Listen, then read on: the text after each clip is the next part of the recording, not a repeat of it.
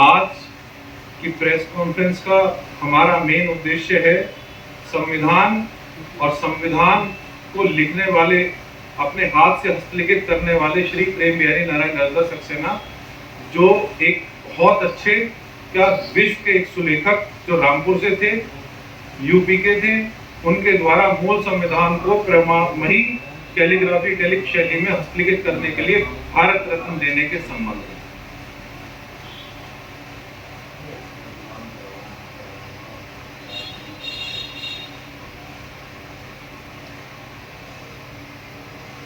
एक बात कही हमारे अभी प्रधानमंत्री श्री नरेंद्र मोदी जी ने, सिर्फ देश के अपने लिए जिए तो क्या जिए, सिर्फ अपने लिए जिए तो क्या जिए, जीना है तो भारत के लिए, मरना है तो भी भारत के लिए।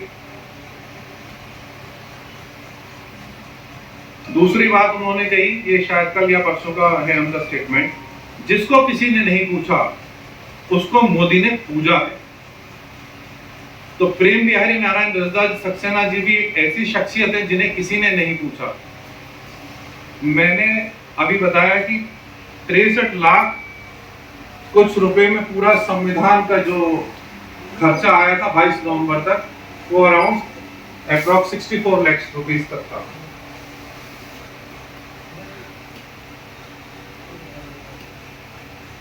अब 30 तारीख को 5 भारत रत्न दिए जा रहे हैं, जो हमारे former deputy prime minister L K Advani, ex prime minister Chaudhary Charan Singh ji, PV Narasimha Rao ji, agriculture scientist M S Swaminathan ji and former Bihar chief minister Karpoori Thakur ji को।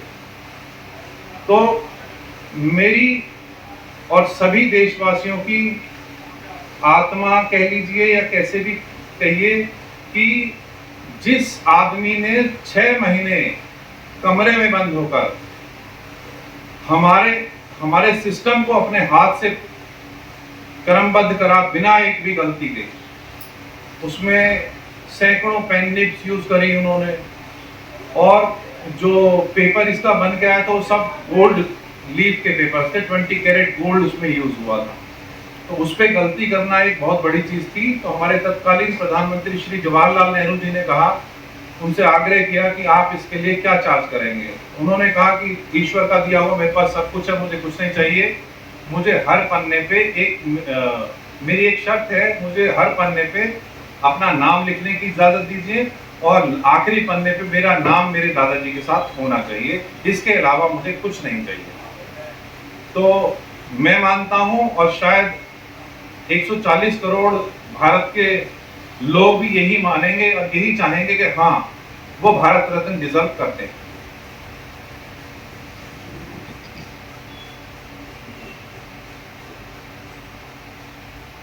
आपसे भारत के रत्न की इनको मांग कर रहे हैं, तो कहीं ना कहीं आपके मन में जब आया कि अब चौधरी चरण सिंह जी को भारत रत्न मिल चुका है? जी बिल्कुल, क्योंकि भारत रत्न बिल्कुल नजदीकी में है, 30 तारीख को दिए जा रहे हैं। तो और मैं भी संविधान की लड़ाई आज से नहीं लड़ रहा। इंडिया को भारत कराने के लिए एक याचिका दर्ज कराई थी सुप्रीम कोर्ट में, जिसमें सुप्रीम कोर्ट ने आदेश दिया कि इसको संबंधित मंत्रालयों को भेजा जाए और उसको प्रेजेंटेशन को, वहां की प्रेजेंटेशन को संज्ञान में लेते हुए माननीय मोदी जी ने भारत को विश्व पटल पर रखा और सारे दुनिया में हमारे देश का और हमारे देशवासियों का उत्साहवर्धन किया और हमारी एक नई पहचान को सारे विश्व के सामने रखा। भारत की लड़ाई में लड़ रहा हूं और उसमें सफल भी हो रहा हूं। इंदौर में नगर पालिका में इंडिया को पूर्णतः रूप से हटा दिया गया है। उत्तर प्रदेश माननीय योगी आदित्यनाथ जी के गोरखपुर में भी नगर पालिका में इंडिया को पूर्णतः रूप से हटा दिया गया है। मेरा नाम नमा है, मूल निवासी मैं हूँ गाजियाबाद उत्तर प्रदेश से, और वैसे मेरा रेजिडेंस जो है वो दिल्ली में भी है और गाजियाबाद में भी है, दोनों जगह।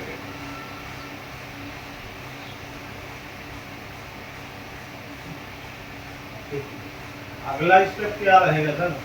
अब इसमें एक जो बहुत बड़ी चीज मैं बताने वाला हूं कि हमारे गृह मंत्री अमित शाह जी ने एक स्टेटमेंट दिया, अभी एक उनकी इंडिया टुडे पे एक कॉन्क्लेव चल रहा था जिसमें उन्होंने कहा कि अगर हमारी सरकार होती तो हम विभाजन ही नहीं होने देते। तो मेरे ख्याल से ये बात 100% नहीं तो 99% सही मानूंगा मैं। उसका तथ्य भी आपके सामने पेश कर देता हूं। ये हस्तलिखित कॉपी है और इसमें आधे ये भारतीय जनता पार्टी या किसी अदर पार्टी ने संविधान नहीं लिखवाया था। ये हमारे तत्कालीन प्रधानमंत्री जवाहरलाल नेहरू जी ने लिखवाया था, जिसको 2024 तारीख को और 1950 को 24 जनवरी 1950 को साइन करा गया था। इसमें साफ लिखा हुआ आखिरी पन्ने पे, calligraph by Prem Bihari Narayan Raizada Saxena son of Shri Brij Bihari Narayan Raizada Saxena of Delhi, care of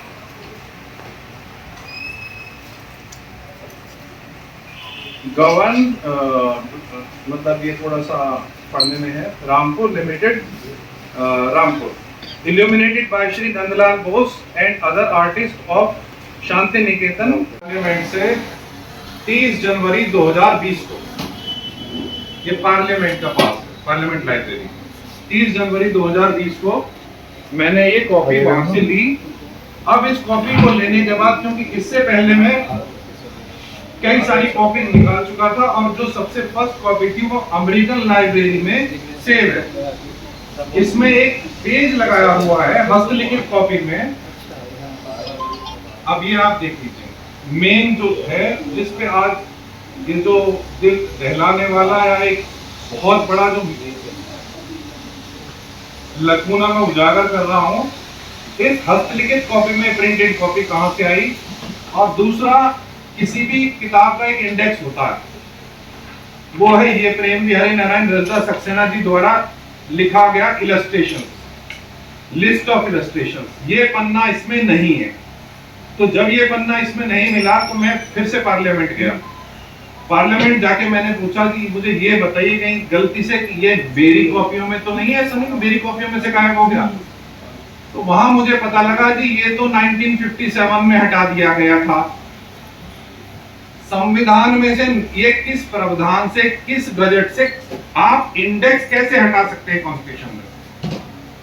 इसकी एक एक कॉपी मैं आप सभी को प्रोवाइड करवा रहा हूं कि हस्तलिखित करने वाले का नाम नहीं, लिस्ट ऑफ इलस्ट्रेशंस उसमें से गायब है, और लोग बात कर रहे हैं कि संविधान बदल जाएगा, ये हो जाएगा, वो हो जाएगा। तो पहले तो असली संविधान ही दिखवा दें। प्रीचर मटेरियल से बना था, 1000 साल तक डिग्रेड नहीं हो सकता था। क्यों उसको छुपा के रख दिया गया? कौन सी ऐसी पावर है जो उसे देख सकती है? उसे नहीं देख सकते तो इसे तो देख सकते हैं। इससे तो आइडिया लगा सकते हैं कि ये हस्तलिखित नहीं, ये पेज ऑफ इलस्ट्रेशन इसमें क्यों नहीं है?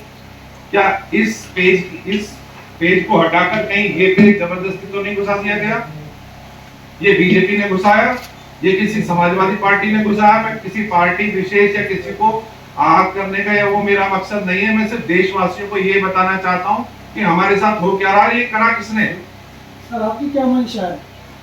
मेरी मंशा ये है कि एक तो ये है, सबसे पहली तो एक प्रेम बिहारी नारायण राजदा जी को 30 तारीख को भारत रत्न अनाउंस होना चाहिए। दूसरा, इसकी जांच कमेटी बैठनी चाहिए कि ये पन्ना क्यों हटा और कैसे हटा, और उनका नाम आज तक कोई क्यों नहीं जानता। कि जिस आदमी ने संविधान लिखने के लिए अपने हर पन्ने पे अपना नाम मांगा था, तो वो नाम आज के संविधान में हर पन्ने पे क्यों नहीं है? किसी को भी क्यों नहीं पता कि हस्तलिखित संविधान अपने हाथों से किसने किया था? 2 है बस मेरे, और कुछ ज्यादा नहीं।